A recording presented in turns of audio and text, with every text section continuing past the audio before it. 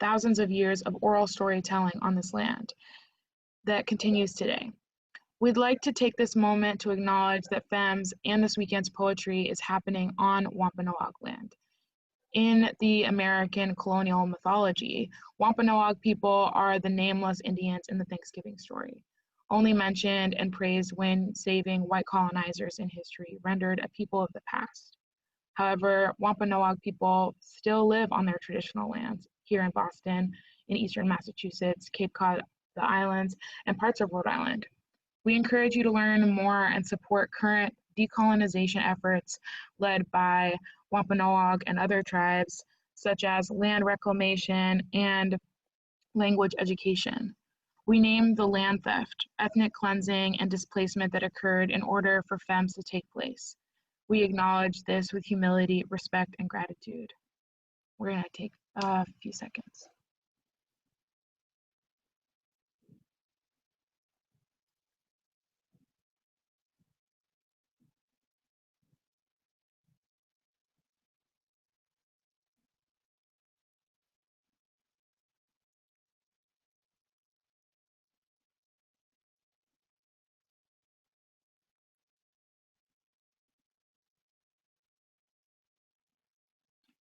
Thank you.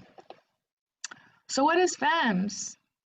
FEMS is a grassroots resistance initiative turned nonprofit, which aims to be radically inclusive and accessible for poets, performers, and community members wanting to explore and uplift femininity. We work in the service of this goal by remaining open to people of all ages, keeping attendance costs as low as possible, and prioritizing accessible event spaces. We also have a bi-monthly event that will restart later this fall. So, friends, we're gonna transition into this healers panel, which you're really here for.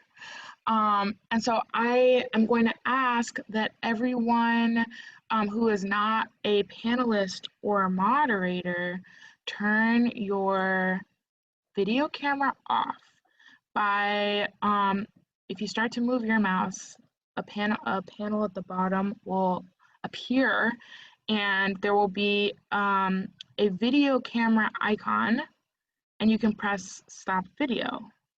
And then what I'm going to invite everyone into, which is maybe a next extra step, is to hover over that same button that you just pressed. There should be a caret that moves upwards on the computer. It might be a little bit different on other sorts of devices, but just get to your video settings if you know how to get to your video settings. And you're going to press hide non-video participants.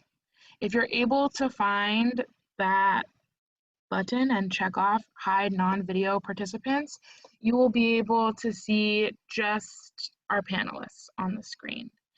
If you are struggling with that, you can go over to the chat and private message anyone whose name starts with TH.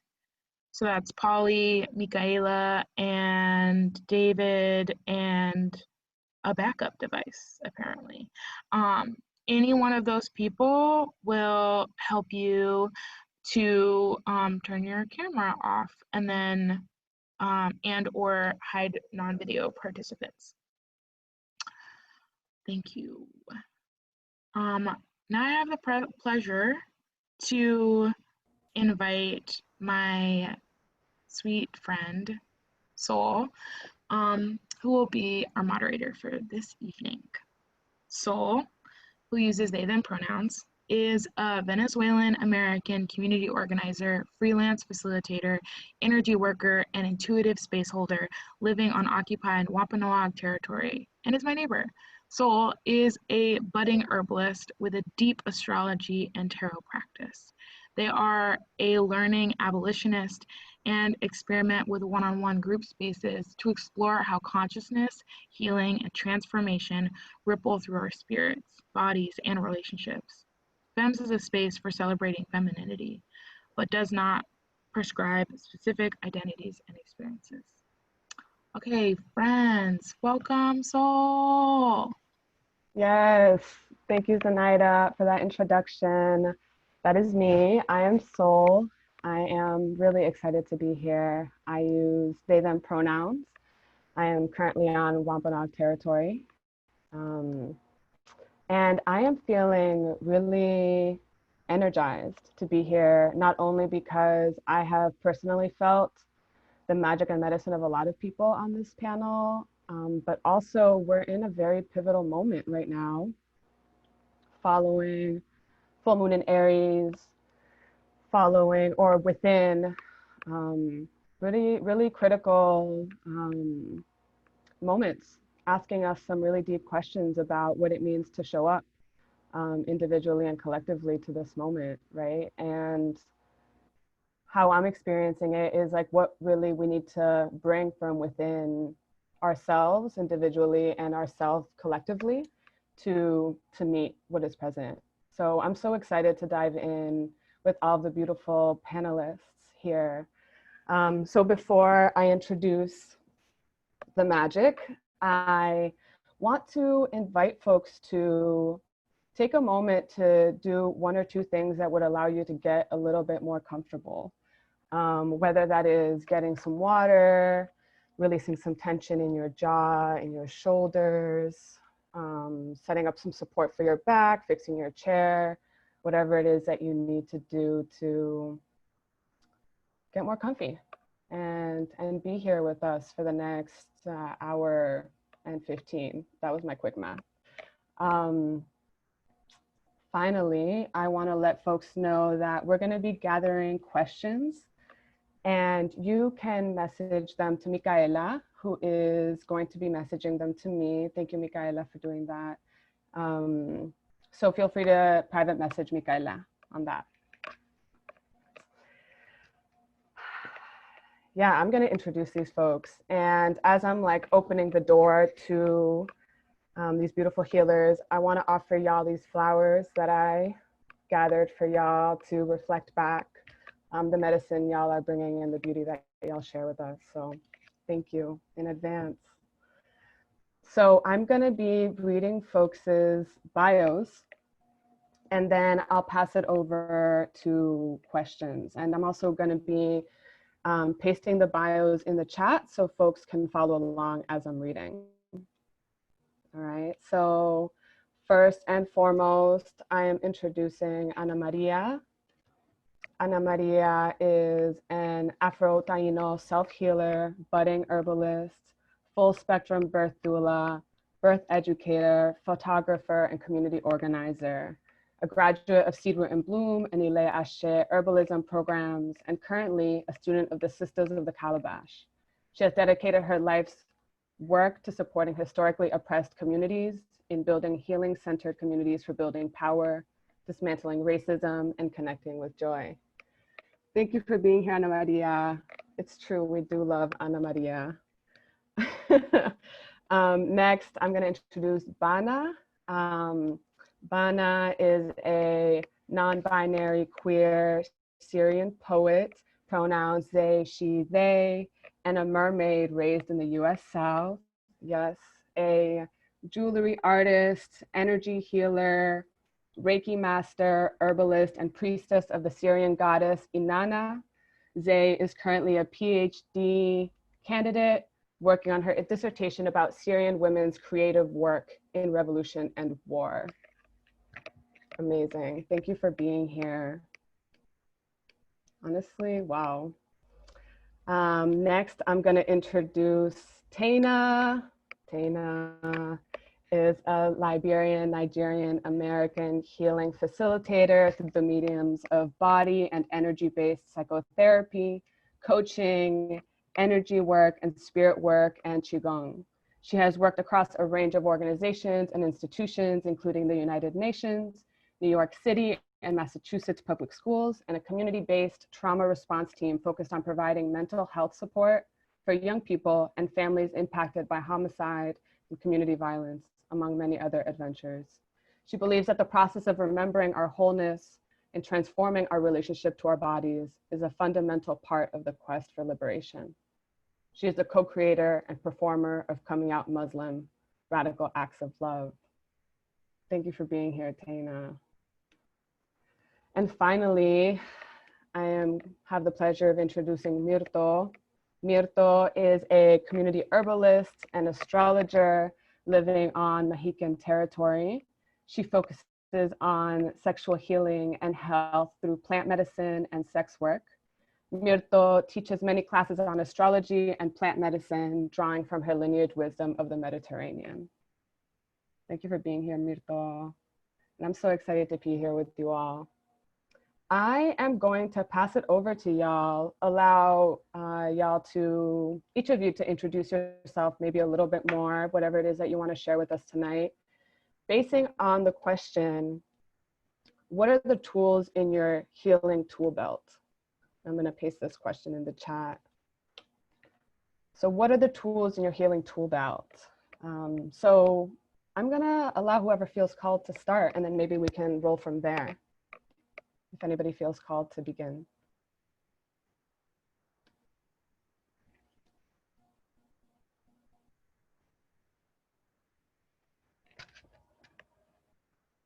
Take it, take it, take it.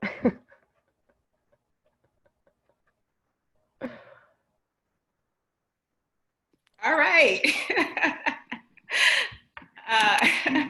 Good evening, everyone. This is Tana coming to you from Pocumtuck territory here in Western Mass. And I greet you as a branch of my family tree and as an expression of my ancestors, what they knew and what they didn't know. And it's a pleasure to be here with you tonight. What I wanted to say was fundamentally, I see myself as, I don't call myself a healer because for me, I'm just the vessel for the healing. And that's an honor and a privilege. And the means that I do that is fundamentally, everything for me comes down to how we get to discover and make home in our body. Our body is the home of our being. And so everything I do is how do we get to have and remember our right to be in ourselves and to be the divine expression of ourselves that we came here to be. And in order to do that, it's about having the resources. It's about having external resource, yes, but fundamentally internal resource. And so all of the practices that I hold, I really think of them as tending practices. I have a daily practice of Qigong and meditation. And for me, prayer is so fundamental. I don't know who I am without prayer, because that's the place where I get to bring everything that I know I can have words for, everything I don't have words for, but a place to pour all of myself and to rest. So those are some of the practices that I hold, and of course, relationship, the practice of being in relationship in a way that feels beautiful, and that takes tending. Yeah. So I also just want to say each of you is a divine expression, a magnificent divine expression. And I'm here for you to get your freedom. I know all of us are here for you to get your freedom. And may you get to taste some of that this evening. Thank you so much, Tana. I actually want to invite the panelists to come off mute if that feels comfortable for you. And so maybe we can just have like a flowing conversation and bounce off of each other and react and, you know, be present if that feels good for you. Tana, thank you for that so much. As you were sharing the whole time, I just wanted to be like, Ashe, yes, I'm here for it. So thank you. And with that, I guess I can go next. Hi, everyone. My name is Ana Maria. I am the daughter of Carmen and the granddaughter of Ana Fulvia and the adopted daughter of so many caretakers who have influenced me and taught me and continue to care for me in all of the ways. I come here in the spirit of my Afro-Taino heritage and in gratitude of all of my elders and my teachers. I'm extremely humbled and honored to be on this panel. And as we were looking through the bios, I was like, how did I end up with all these cool people? Like, what? We know why, we know how. We know how, but still, right? So just deeply, deeply humbled and honored. So much yes to everything that Derna said. I wrote down some notes, and it was so many of the things that I had written down that I wanted to share, including starting with, I don't call myself a healer either, right? I'm very much in the practice of self-healing, and I share my self-healing journey with other people in hopes that it might be able to be inspirational or a model or extend some sort of support. But I walk through this world assuming that the only person I am doing any healing for is myself. And so some of the tools in my tool belt, also about being in relationship, right? And so my first one is about being in relationship with my ancestors and truly spending time at my altar. So I have an ancestor altar where I make sure I make time for offerings, right? I'm bringing flowers, and I'm bringing food, and I'm bringing water, and I'm bringing prayers. And I am making sure that we are in relationship, right? That I am in a relationship with my ancestors, and that gives me the opportunity to better listen to the messages. I also seek out sacred community spaces. So as somebody from interrupted lineage, right, who comes from people of the islands who aren't supposed to know where we came from, I'm doing the intentional work of reconnecting, right? And so I am seeking out Taino elders, right? I was at a Taino full moon ceremony last night, right? How am I purposefully being in community with my indigenous roots, with my African roots? And that is resistance, right? Anytime that I do anything at all that reconnects me to my ancestry is an act of resistance, right? And so I purposefully seek that out. I also, I'm in relationship with the plantitas, right? With the plants. I am a budding herbalist and have found so much love and comfort in that relationship, right? And there are plants that hold my heart, and there are plants that hold my health, and there are plants that I share in community. And being in relationship with plants has absolutely transformed the way that I am able to show up as a self-healer. I'll quickly share just 3 more. So I also do inner child work, right? I am really intentional. For a really long time, I had an inner child altar, right? Where I like wrote down things that I remember truly loving as a child. I sent out a really embarrassing video this week of me trying to fly a kite. I don't know if any of y'all have tried to fly a kite as an adult. It's real hard. But I looked ridiculous and also had tears because I was laughing, right? And just truly enjoying myself.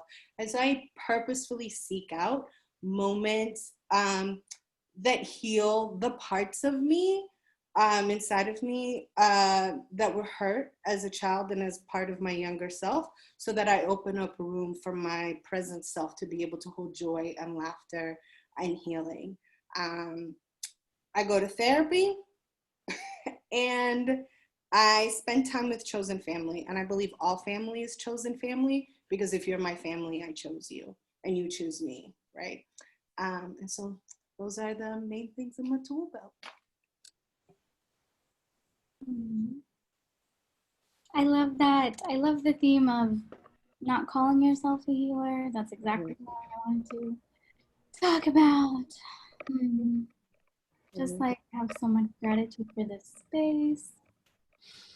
I never thought that I would be in this capacity as like a human. I thought people who dabbled in healing, whatever, I thought it was all bullshit. I thought when people said connect to your ancestors, it was bullshit, because I would see a lot of people call themselves healers and then cause a lot of interpersonal harm to the people around them. And, you know, so I would just be so over it. And I would be like, bro, I'm too fucked up in the head to ever call myself or dabble in any of that shit. I didn't believe in astrology. I didn't believe in any of it. And I grew up in, I guess you could say conservative, although what does that mean from like the vantage point? Like the US itself is extremely far right, so whatever, but a conservative Muslim background where my family was, you know, exiled from Syria for being part of this like right-wing, super religious faction called Muslim Brotherhood. And so I never believed that that I could heal or that anyone could offer me something that could be healing.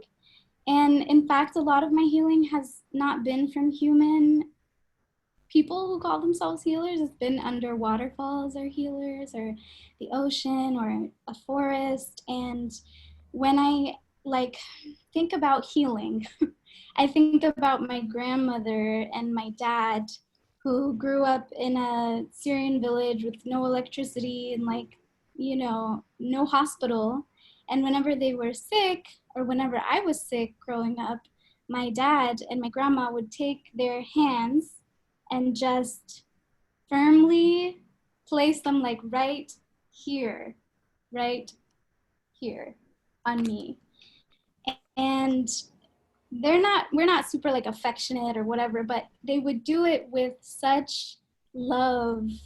And later I would find out doing Reiki, doing all these other energy healing, that they were doing energy work, and that the energy that they were healing me with, because my stomach ache would always go away, is love. And it seems so simple, but it's love, like just that good stuff, like just love, love, love. And that's what binds us all together. And when you feel alienated from trying to connect with your ancestors, like I did, a lot of people do, it's very traumatic considering a lot of the things our ancestors went through. I was like, what do you mean talk to my fucking ancestors? I was torn away from like 10,000 years of lineage and placed in a tiny place in the South where there was no one like me. So how do you mean? But I would remember my grandmother and her hands and the herbs that she would give me. And I would realize that even if I don't have cultural access, the form of healing is still there.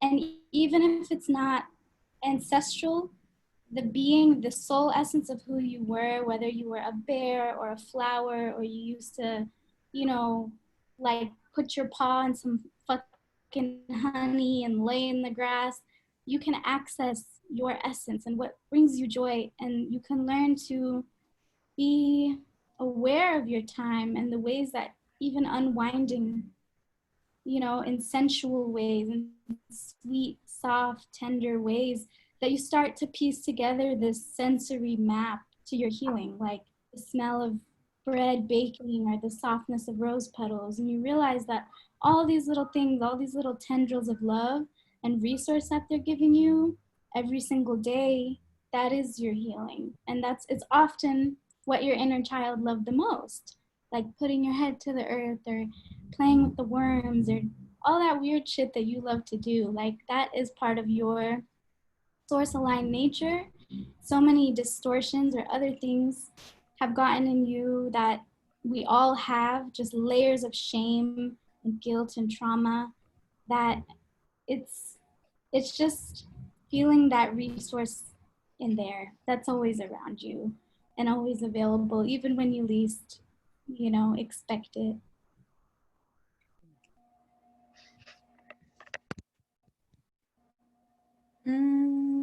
Thank you. That was so beautiful. Banah, wow. Ugh, the visuals. You are a poet. Thank you, everyone, so much for sharing what you shared, Anna Maria and Taina. It really is an honor to be here with all of you in this Ethernet space. So again, my name is Myrto. I'm here on Mohican land in upstate New York. And I think I definitely reiterate and resonate so much with the return to earth and return to roots that everyone has talked about. Like, I would say that's definitely been my number one thing.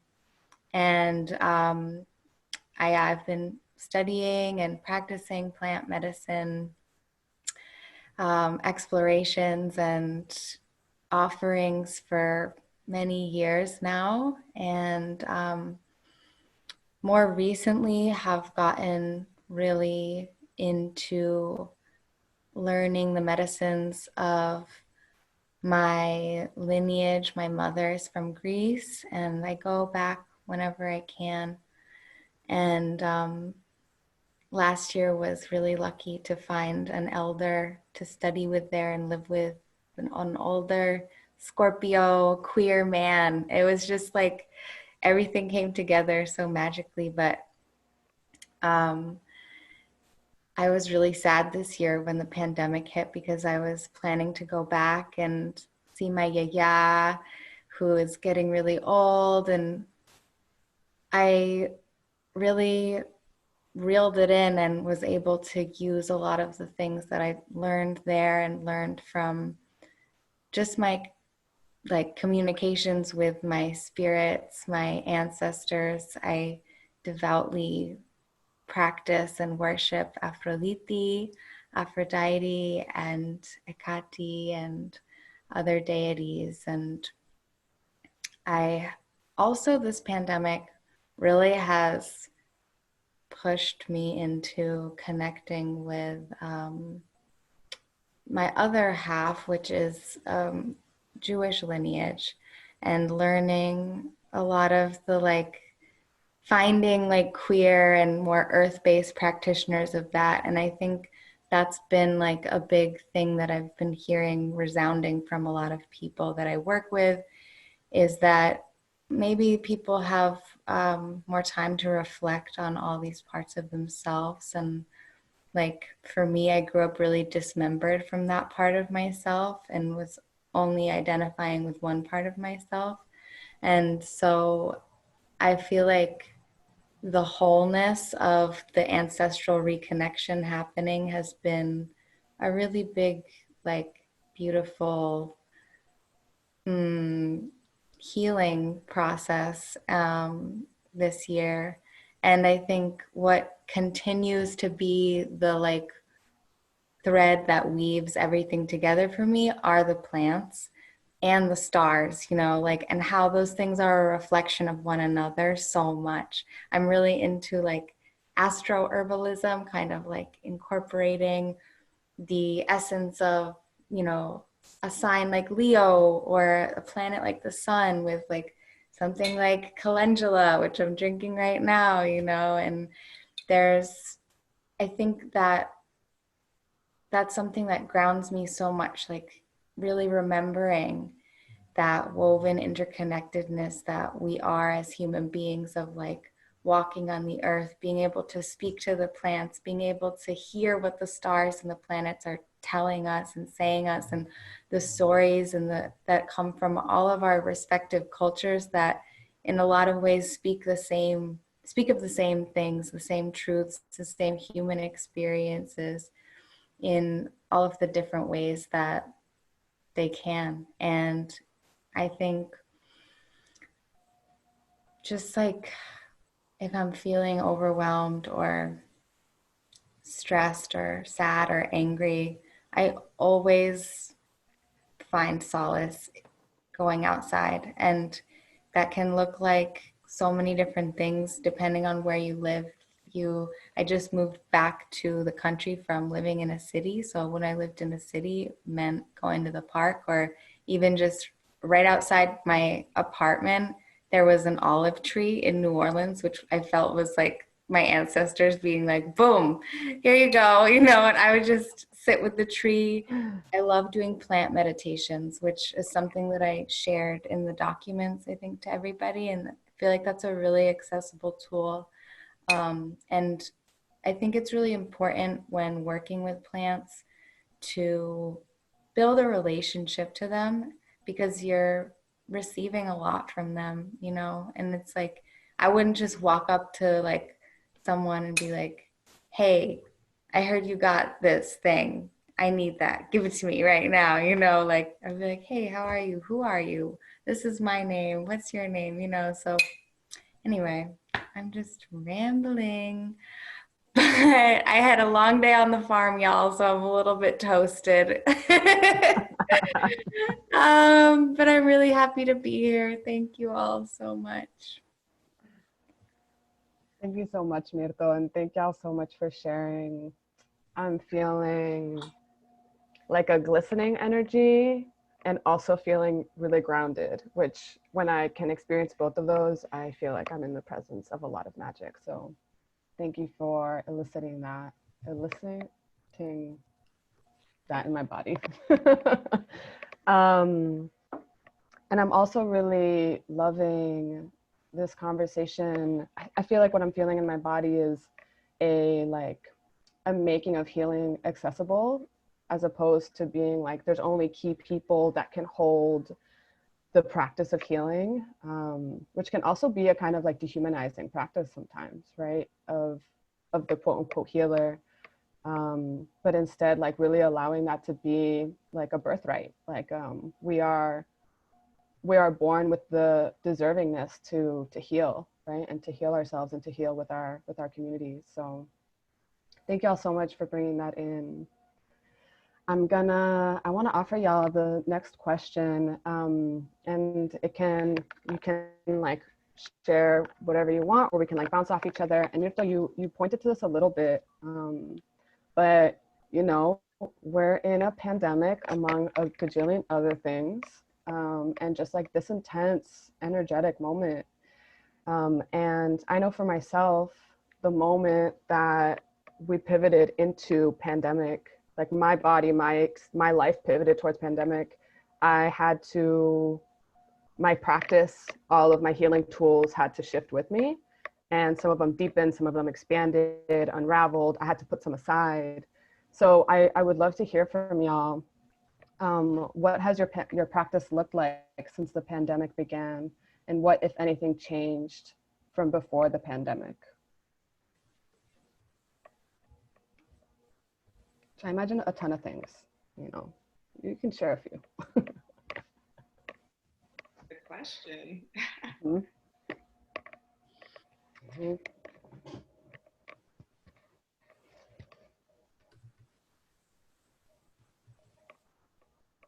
All right, I'm going. I appreciate you saying that. First of all, I just want to give so much love and appreciation to my fellow panelists and to you, our beautiful moderator. What? Y'all are amazing. Powerhouses. Right. Thank goodness for you. Thank goodness for you.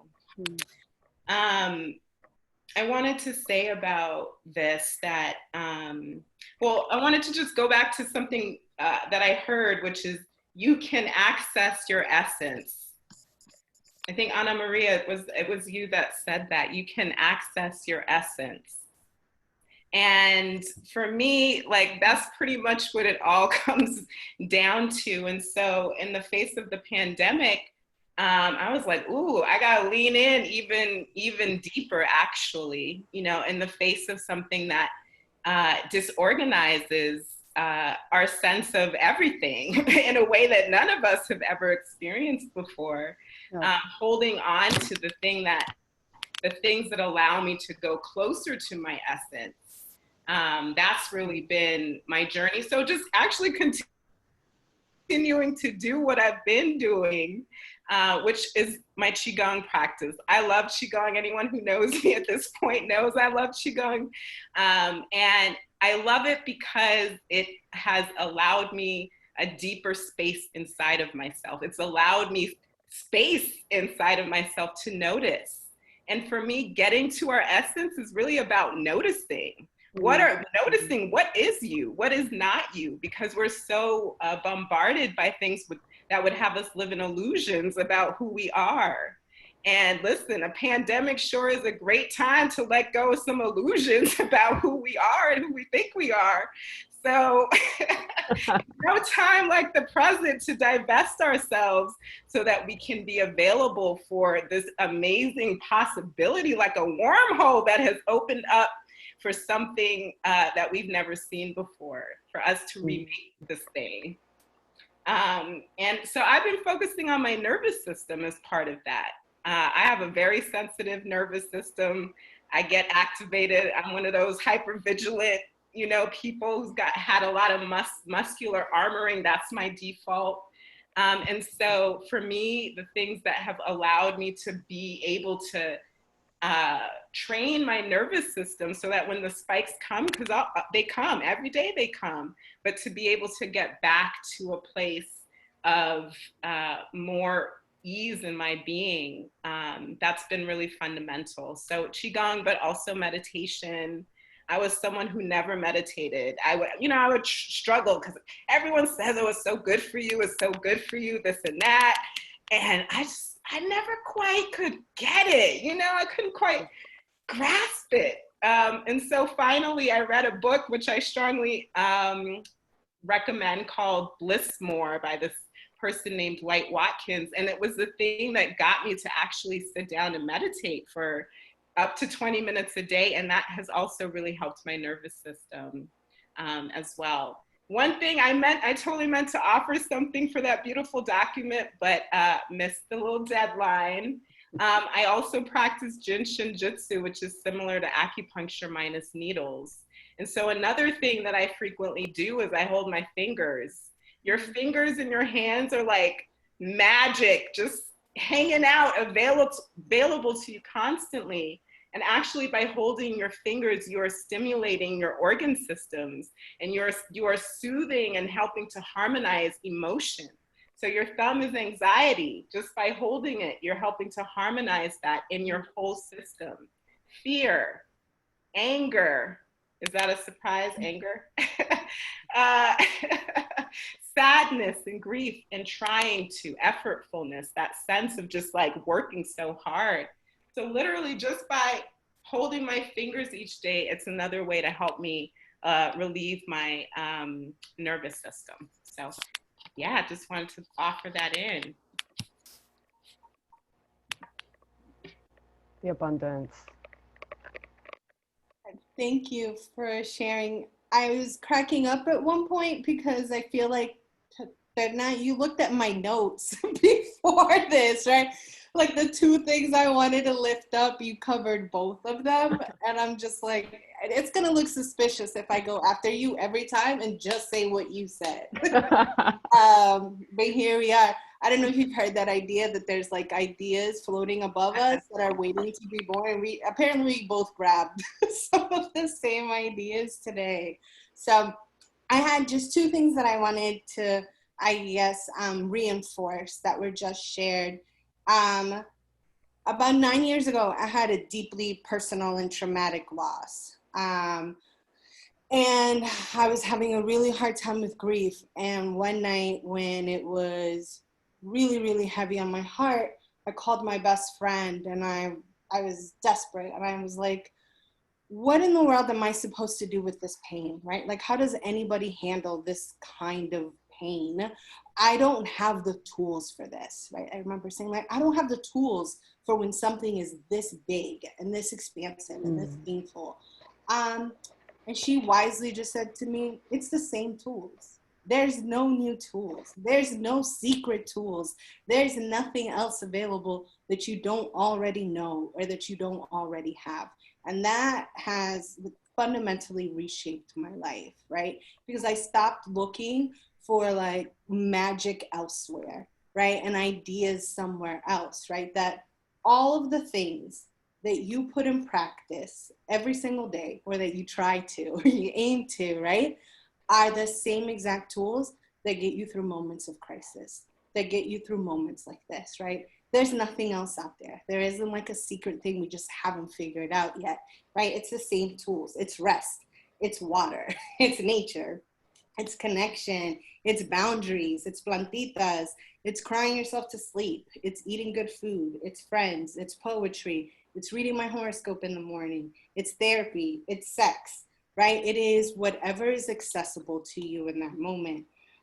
So I want to invite you all to believe with me that in moments of tragedy, of loss and grief and trauma, personal and collective, that we look to the old tools, right? To the tools that have been in existence for as long as people have been around. The ones that we carry that are inherited wisdom for how we can care for ourselves and for each other. Yes, I love the people. Like, yes, it's orgasms. It's all the shit we know, right?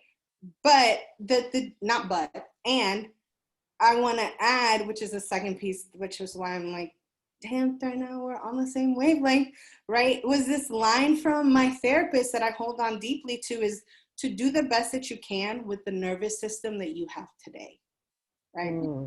And so take all of the tools that are in your like toolbox that you are sharpening all of the time in practice. And when moments like this show up, every single day you wake up and you say, what can I do with the nervous system that I have today, right? And you do as much or as little with that same set of tools as makes sense for your heart, as makes sense for your nervous system, right? And so you choose the strategies from your tool belt that gently whisper in your ear, this is how we will take care of ourselves today. That's what I got. Beautiful.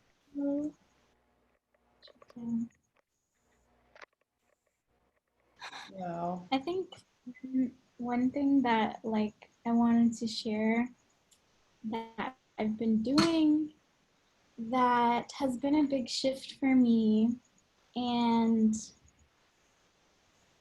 is also happening constantly around us in the collective is this idea of comparative suffering, like this guilt that, oh, I can't feel the loss or the difficulty that I'm feeling because somebody else has it worse. And I actually, you know, like being from Syria really fucking teaches you this. Like, I don't know if folks were watching I May Destroy You. I really resonated with the series, but trigger warning for sexual violence, mentions of sexual violence. The protagonist in the show has been sexually assaulted and she's sitting in the counselor's waiting room, or she's sitting with the counselor and she keeps saying to herself, there's a war going on in Syria, there's a war going on in Syria. What I'm going through is nothing compared to XYZ thing. And just opening to a curiosity there around the guilt and the shame that we place on ourselves. There's this really good podcast episode by this white lady named Brene Brown, and she does research on shame. And so something that she says is neurologically, when you deny yourself empathy, it literally prevents pathways in your brain from creating empathy for others. And ironically, you're doing it because you're saying, you know what, I'm lonely, I'm gay, I quit my job. Well, guess what? My cousins in Syria have 30 minutes of electricity a day and they're dying from COVID, blah, blah, blah. And so I see that in my community a lot because there's a lot of guilt and there's a lot of, you know, even a curandera that I was working for when the pandemic started, I was working at a school and I had the privilege to make a decision to quit because I was like, hell no, I'm not gonna expose these little babies. I'm not gonna be around that. And I ended up having another opportunity open up pretty much right away, subhanAllah. Like it was all very, you know, but I was expressing to her my devastation that I had to quit my job. And I was like, I love working with kids. That's my life's work. That's my journey, whatever. She was like, well, you know, some people got fired. Some people are unemployed. So think about that. And I was like, bitch, I know. Like, yes, I think about that all the fucking time. But like right in this moment, what I'm expressing to you is my own, you know, even if I just have a paper cut, like it's important to not suppress that and to just be curious around, well, why do we, you know, sort of invalidate each other by saying, you know, you're not allowed to experience your suffering or the valid things that you're going through because other people are doing worse. And so in that scene in I May Destroy You, I instantly was like, oh my God, it was so relatable, but also so frustrating because people use Syria as a shorthand for like some unfathomable, overwhelming suffering, which just dehumanizes them even more. And there is no scarcity. There's no scarcity of empathy, and you can have love for yourself and what you're going through, and it actually opens up your ability to be compassionate towards others. And in fact, like, yeah, if you don't start with that place, then you can often be very limited and maybe sometimes cause some harm, you know, when you say those things, even to yourself. That's like, well, I don't deserve to express this while others, you know. This was a rough time for all of us. I think we all just get to feel what we're feeling so that we can support each other through it.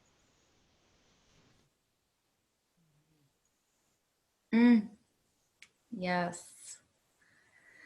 Yes to all of that. Ugh. It's hard going after everybody.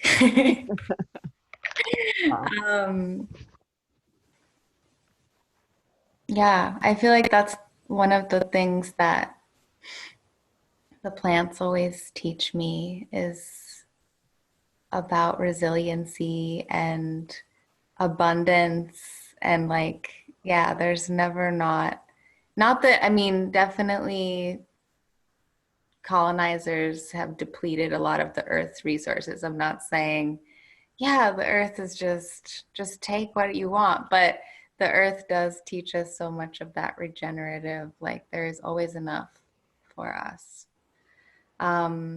Okay, so the question, going back to what the question was, what are our tools in our toolbox right now during the pandemic? Is that what it is? Mm-hmm. So I think for me,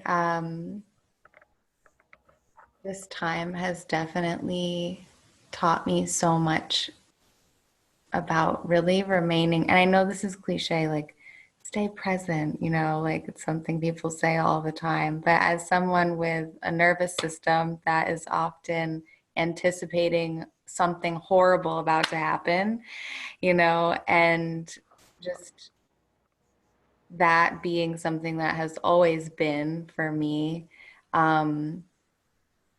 it was really hard in the beginning, I think, to kind of hold all the like constantly changing things, and still we're having constantly changing information and stuff like that. So really, I also started meditating during this time, like regularly, which was something I hadn't done before. I had to quit my job because it's very high contact, and all I was dancing in strip clubs, and it was really nice in some ways to have my job be movement and expression of my sensuality and sexuality. And it was a really harsh transition from dancing 4 or 5 times a week for hours and hours to like not having a pole in my home, you know, or just like not being able to be around a bunch of beautiful femmes dancing, you know, or like there was a lot of, yeah, I know we all went through different types of intense transitions during that time. So I had to dial in a movement practice that was restorative and regenerative because I also damaged my body a lot wearing 8-inch heels for years and years, you know? And so it's definitely been like a really beautiful time of exploring ways that my body likes to move and how I want to express like what Taina was saying and Anna Maria were saying about essence, you know, I think really like tapping into my essence as a mover, as a sensual being, as finding pleasure in so many things after serving people's pleasure for many years has been like, whoa, like, wow, there's so much that I think I was able to unearth just through earth, and also, yeah, just like really acceptance, but also appreciating yourself. You know, I just was having moments of like really like appreciating all that I am, because I feel like I had in some ways more time, but it also kind of forced me on my path more. Like I stopped dancing and I started teaching astrology and herbalism on the internet, and I started making medicine and just getting more serious about those things. So another tool I would say also is astrology, like really paying attention to the transits, which I've been doing for so long, but like, especially once everything happened, I was like, every day, like, what is happening? Because I need a map, you know, the star map, to make sense of, and just give us like even some foresight about what are we moving into. And I definitely want to talk about this more, maybe the next question or sometime during tonight. I want to talk about some transits and things that are going on, but that is like huge. And tarot is also so great, but like things like that where you can just have, I feel like those are the maps, you know, these are like ancient tools and maps for understanding our inner worlds, our outer environments, the people in our environments, and just like the way bigger scope of like, I feel like astrology, because you can look back for so long, different astrological movements that happened like a millennia ago, or, you know, 100 years ago, and you're just like, wow, it really, history repeats itself, history is changing. Yeah, so yeah. Mm-hmm. Thank you, Mirto. Thank y'all so much. I want to share like two things that came for me. Was one, Mirto, when you were talking about a map, I felt, or I thought about hawks and about hawk eye, like being able to have a vision that like while our bodies on earth are having all of these consistent reactions and are managing so much, being able to have a map or being able to have a vision that feels more above, and that carries messages, has felt so helpful and necessary for me. So astrology really offers me that too, and tarot really offers me that as well. And it's like, how can I make sense of what is happening from a vision above me, almost like with my higher self that is hanging out above me and is within, but like has a perspective beyond the immediacy of my nervous system, or the immediacy of like the tension I'm feeling with all these changes I have to make so quickly, right? Having like being able to make like a story or a myth or some type of understanding is so helpful. The other thing that came up for me was thinking about my therapist, who says that everything has a process. Everything in nature has a process. And that often I feel like I've been trained to suppress processes that are trying to move through me. And I feel like that is something that a lot of us have learned, is like, there's a process that is trying to live through my body, and I actually have to stop it for whatever reason. And actually, Banah, really resonating with what you were saying, like if I can allow that process to unravel itself, then I can have more energy, like that energy can evolve and hold more and other things. But until that can actually process and move itself, it's going to continue to show up because it hasn't lived out its life in my body. So all of that were like lightning bolts, and thank y'all for energizing that in me. Can I just say that I love crystals, and will often ask who wants to come with me in a particular moment. And tonight, guess what? I don't know if you all can see this, but it's a hawk's eye. Oh. So this is a hawk's eye, a form of tiger's eye, but it's called hawk's eye. So the resonance is real. My heart skipped a beat.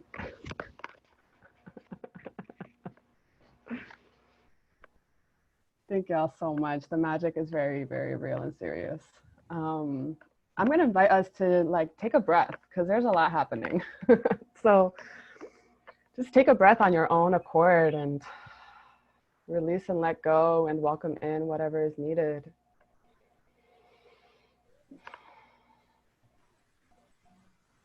So much coming to life and moving here. Thank y'all for showing up for it.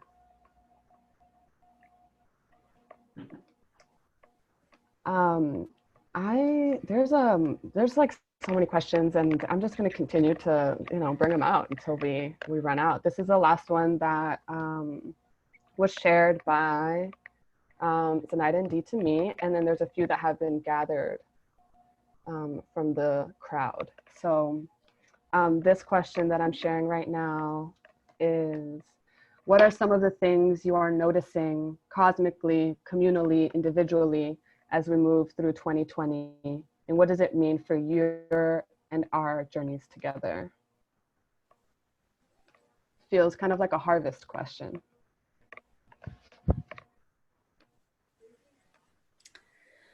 I'll talk about the astrology of the year.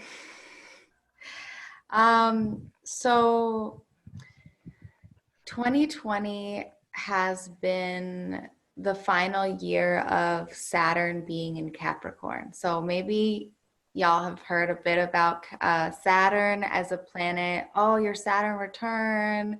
Maybe you've heard that come up at some point in your life. But Saturn is this planet of like structure, of boundary, of discipline, of rules, and is usually makes about 2.5 years time to be in a transit. And when you have your Saturn return, it is when Saturn is back in the sign you were born under. So usually your first one happens when you're like 27, 28. I won't go too much into that. But anyway, we're at the end of this transit, which means come the end of December, Saturn is going to move into Aquarius. So when we think about collectively, like how does Saturn affect us? Saturn really is shedding a lot of information around our structures, around the things that are foundational, fundamental, the rules, that are governing us, the discipline, the boundaries, these things, right? And so we have landed this cycle being in Capricorn.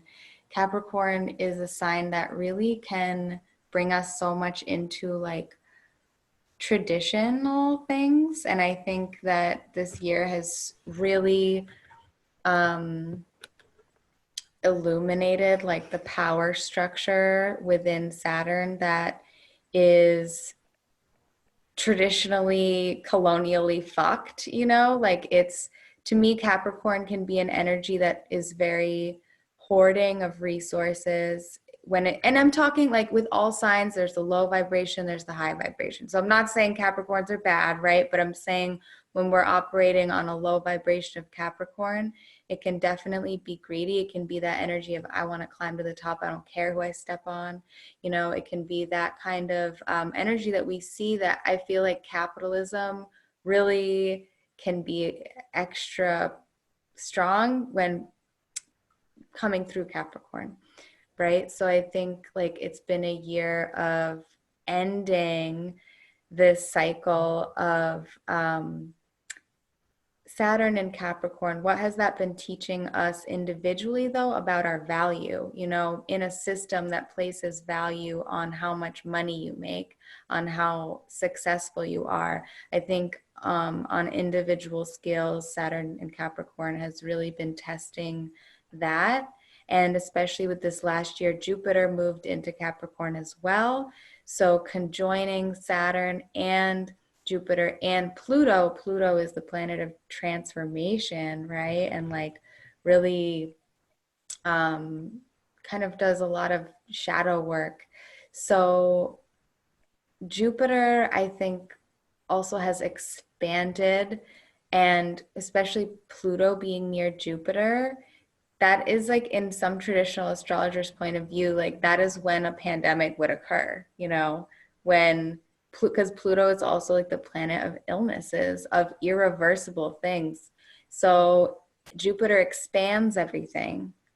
And we're seeing a lot of intense stuff, right? I feel like it all makes sense. But right now, I won't go through month by month, but I'll just go for talking about right now because we just had the full moon in Aries. And it was, what was really particular about this moon, and even, you know, this month has 2 full moons in it, which is super powerful. The next one's on Halloween. So Aries is all about new beginnings. It's all about, to me, Aries season is like the astrological new year, right? The spring. And it's fire. It's like getting us ready for initiation. It can also be conflict and confrontation and the god of war energy. But this moon conjoined with Chiron, the wounded healer, and Mars, which is retrograde in Aries right now. So some things that I think are important for folks to be thinking about at this time and reflecting on at this time are any kinds of core wounds that you may be holding and working through and healing around your identity, and how because we're in Libra season, so how is your identity being honored in your relationships? Are your relationships aligning with your code of ethics and your truth, your sense of justice, your sense of harmony? What ways have you been told your identity is bad or not okay, or you couldn't shine, right? And really, like, I feel like sitting with this Mars and retrograde energy, it's just like really taking it slow with yourself, which is counterintuitive for Mars and Aries, because Aries wants to just usually be very rapid, right? But yeah, I think those are some things like that are moving us into this month. And Mercury is also about to go retrograde in Libra. So, you know, it's also going to be a month of really like deeply reflecting on what it is you're trying to say in terms of how you bring about harmony and balance and equality in the ways that you speak, and how you communicate love too. Like, I think that's a lot of this Aries energy is like very full of love in Libra season. And also can be full of conflict. Like, I don't know what end of the scale you're on, but it might be going one or the other way, you know? So I could literally ramble forever. I want to give everyone else time to talk, but that's just a little astro tidbit. Thank you. Thank you, Mirgo.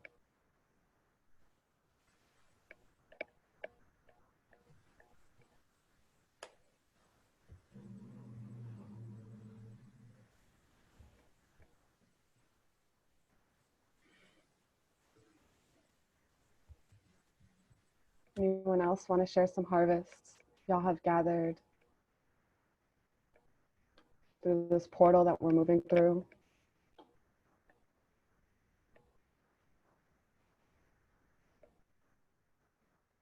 All right, I'm doing it. Oh my goodness, thank you for that astrological weather report. It's so helpful. There's so many days where I feel things in my body, or I just feel whatever, and I'm like, whoa, this is a lot. And then I hear what's going on in with the planets, you know, and the constellations, and I'm like, oh, thank goodness there's an explanation. These energies are wild. Wild.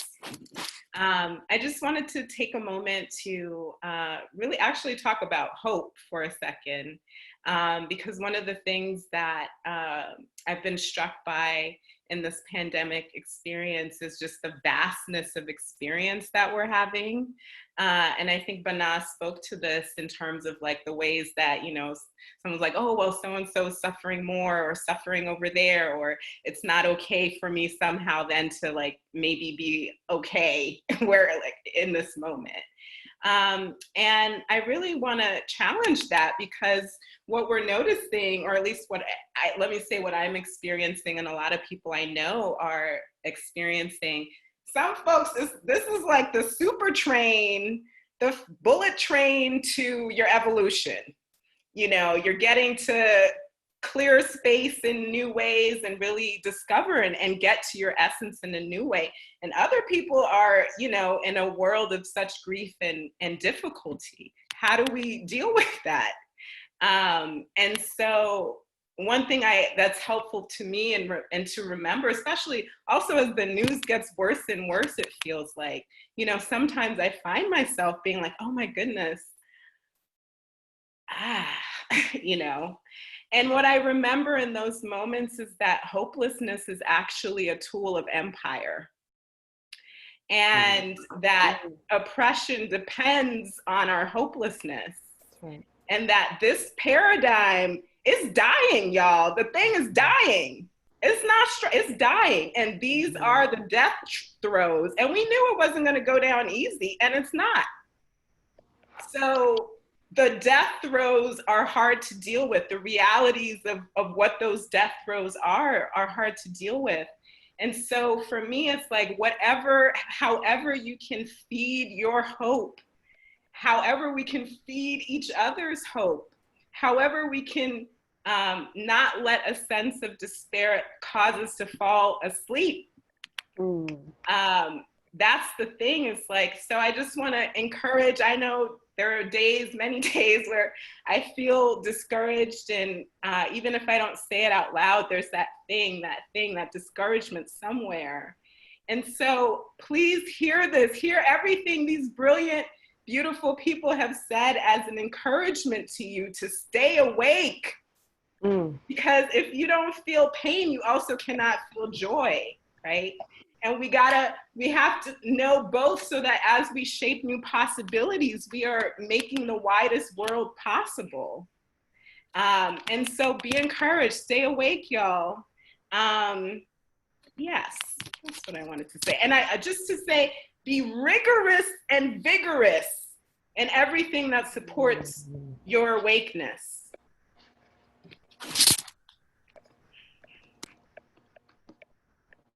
Rigorous and vigorous. I love that. It sparked something that I've been thinking about a lot. Just like that our peoples, and each one of our peoples carries such gifts and medicines.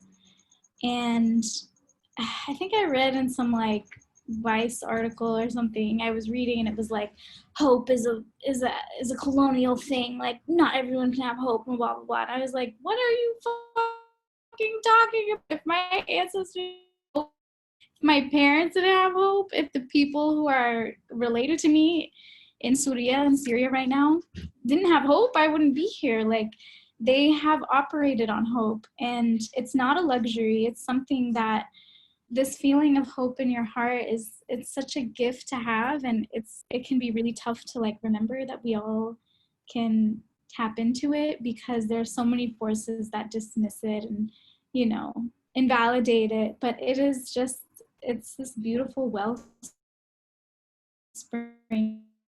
we can always point and it's how our people have literally survived displacement and horrific forms of trauma. Like women in Syria right now are in underground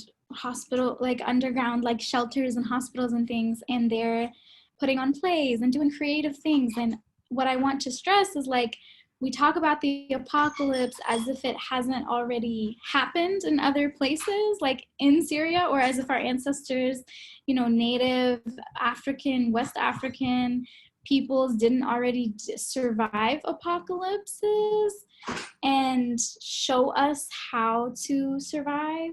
So we can just remember that each one of our peoples has these really powerful gifts. And if we just tap into that, like, if we just listen to the mothers in Syria and what they're doing, like, that's a great idea. We can put on plays, in quarantine. There's a reason that they're turning to the imagination, to play, to creativity, because when you don't have resources, imagination to imagine a way out, and that's all we have sometimes. That's what'll get us through, inshallah. And that builds new worlds too. It does. We dream our ways out, or dream our way out of it.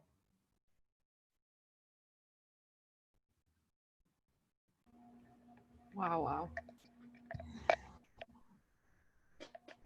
I'm really appreciating the chat that is capturing these quotables that I can then go back to. Thank you so much, Banah.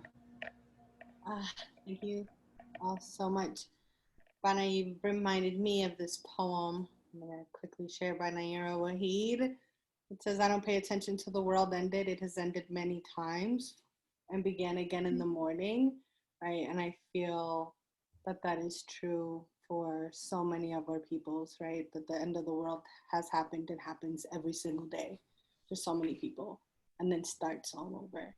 So I was like, yes, thank you for that, for that deep reminder. As I was reflecting on this question, the thing that came to me that I really wanted to lift up was a lesson that I feel that I have learned throughout this pandemic. I was holding, and still do at times, a lot of resentment and anger around people who I felt like weren't invested in my survival, right? Because they're not wearing masks and they're taking risks with their lives, therefore taking risks with my life. And I was holding all of this tension around setting these expectations on the broader public to be just as invested in my survival in this moment around this pandemic. Like, I need y'all to love me enough to keep me alive, right? As somebody with a compromised immune system. And so like anytime I saw a jogger with like no mask on, like my blood pressure is going on, my nervous system's going out of whack. And I listened to this really wonderful interview with Adrienne Marie Brown, and she shared this quote about how we're all going to get there. We just might get there together. And that allowed there to be a shift in me. And it gave me permission to let other people be where they're at with their own journey and let it be okay that I am in mine. And it also really let me look at this moment as a moment of practice, where we're all practicing what it looks like for us to be in pods together, because these are the pods that we will then be in and practice being in the future, right? So like everything that's happening right now is practice for those of us who are moving forward into liberation and freedom. It's the same exact tools that we're going to need there, right? And so, I really felt like I was being called and asked to imagine what our pods for the future are. And I just kept asking myself, like, what is this moment not asking? If it's not asking me, who do you trust with your life, right? And so it's really allowed me to like reflect on the people in my life and genuinely ask, like, who do I trust with my life in this moment? And when I'm able to answer that question, I'm able to see like who's in my future, like who gets to come with me as we move forward. And so I've been really just reflecting on my crew, right? And holding deep gratitude and love for the people who are in my pod and the people who I can answer yes to. And gratitude for releasing that expectation that we all have to have the same standards for survival, for collective liberation. And when I let go of those expectations, it gives me permission to ask new questions, right? And so now I can ask, who is ready right now? Like, who is ready for liberation today, right? Like, who is ready to move forward with me? And who will join us later? How are we building protective spaces for those of us ready to walk into freedom in this moment? And how can we hold protective spaces in this moment, but allow there to be a door for when new folks are finally ready to join us, right? So that we aren't holding on to a dogma of like, I've been told y'all, oh, now you're here, right? But rather be able to like approach people with from a place of like compassion and love and say like, welcome, welcome, welcome. I'm glad you're finally here. And so I really feel like this moment is calling us into discernment, that we may know how to trust ourselves and how to trust each other into freedom.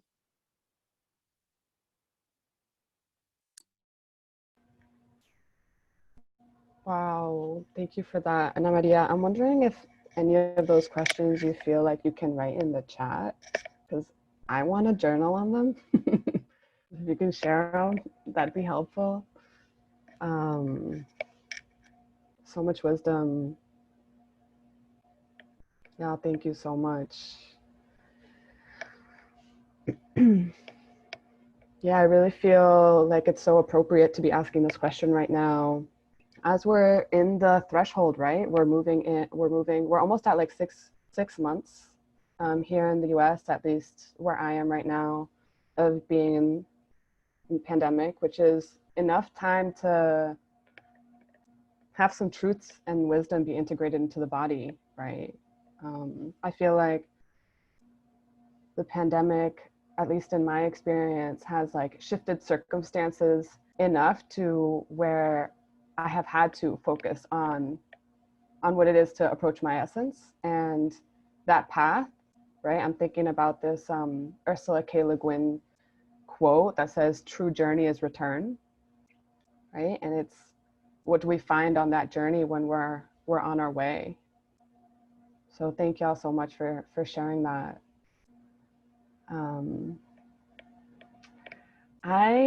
Transparent moderator moment is that we have great questions and we have 4 minutes.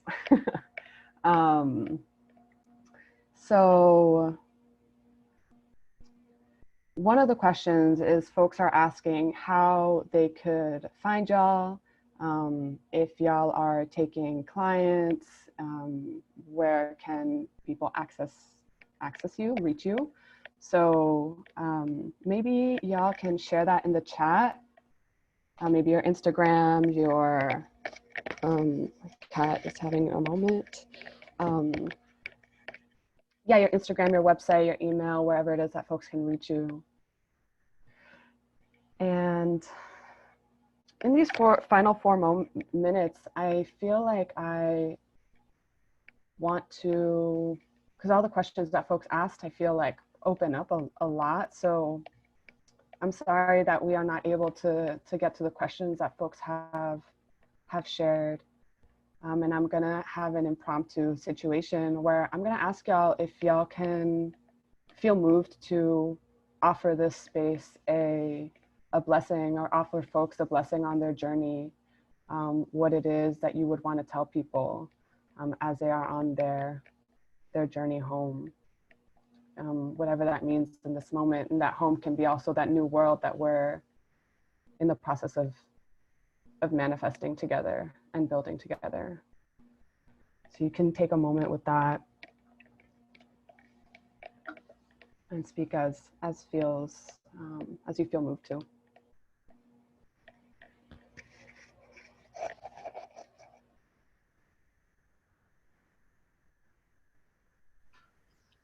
I would say, Bismillah ar-Rahman ar-Rahim, the name of Creator, the name of all the goddesses, the name of spirit, in their many forms.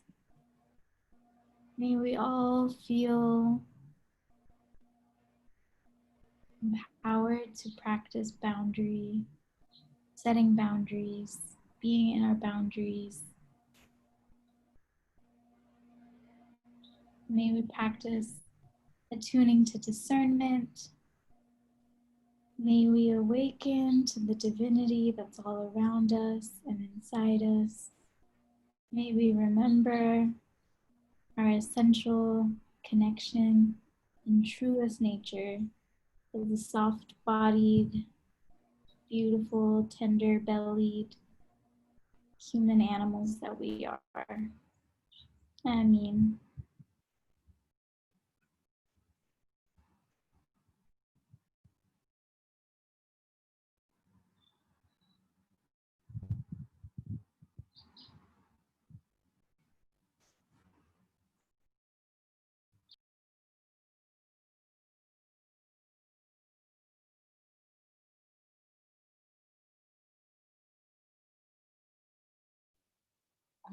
I have a blessing that I will quickly share that is a piece of land acknowledgement that I sometimes do. So I ask you to put your hand over your heart or anywhere in your body where you would like to send some loving energy to. And I invite you to take a moment to acknowledge that you too are land. You are the continuation of the story of place. Thank your body for the ways that it holds your landscapes. Interrupt the belief that there is a separation between you and nature. You are merely an extension. You are land personified. To be stewards of the land includes protecting your heart as fiercely as you would the redwoods, a beehive, the ocean. To admit that we are land means that we commit to tending to each other as well. In this moment, with your hand on your body, commit to personally taking whatever steps are necessary towards tenderly tending yourself and each other. Aho Ashe.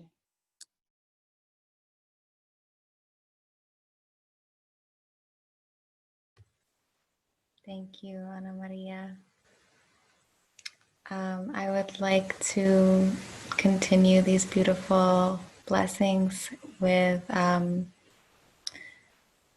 miniest plant connection meditation, calling in the energy of Grandmother Hawthorne, who really just started speaking so loudly. So calling in her protection, connecting you with this beautiful tree that has very intense, sharp thorns. And during this time of year, we harvest her berries for heart medicine, for really tending to the place in our being that contains the most neural network system, more than our brain. Our heart receives everything first and knows the most of our truth.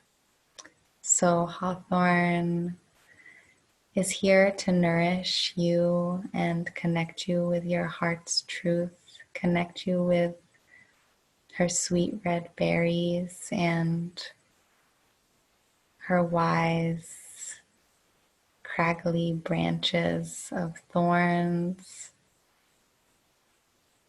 the evolution of her beautiful pink and white blossoms in the spring to these deep red berries in the fall.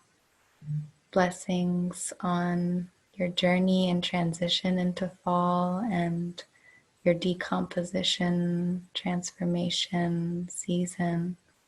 Blessings to all of you who came and joined us tonight, to my fellow panelists and our beautiful hosts. Deep gratitude, thank you, and yeah, may you all be so well.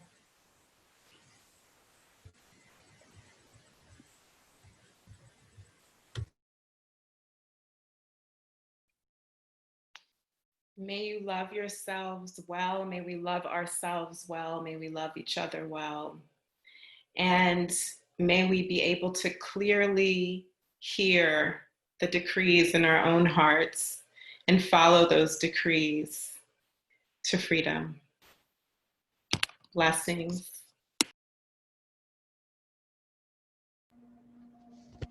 Mm.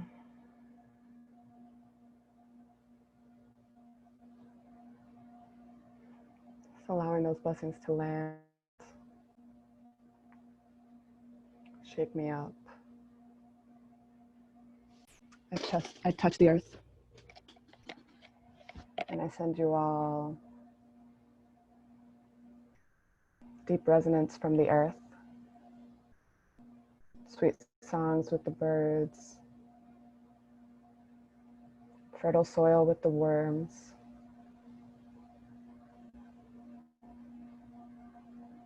And sighs of relief as the leaves fall. The hawks are with us, the snakes are with us, the bats are with us, the bugs, the buffalo, the lizards, all the beings are with us.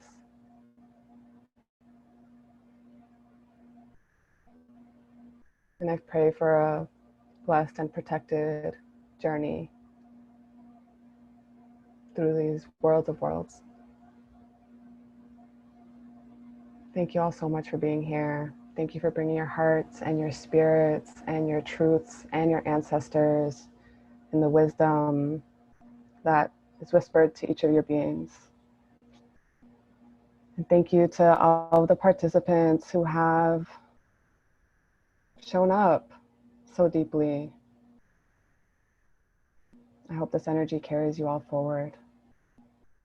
You're very loved. And with that, good luck on your journeys. You're not alone. We're all with you. Thank you so much. Thank you, beautiful panelists.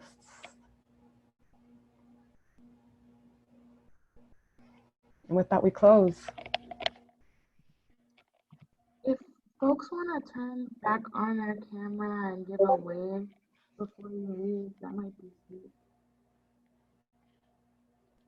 Oh my God, this is so tender. Oh my God. It's so nice to see everyone's face. Yay. Sweetheart.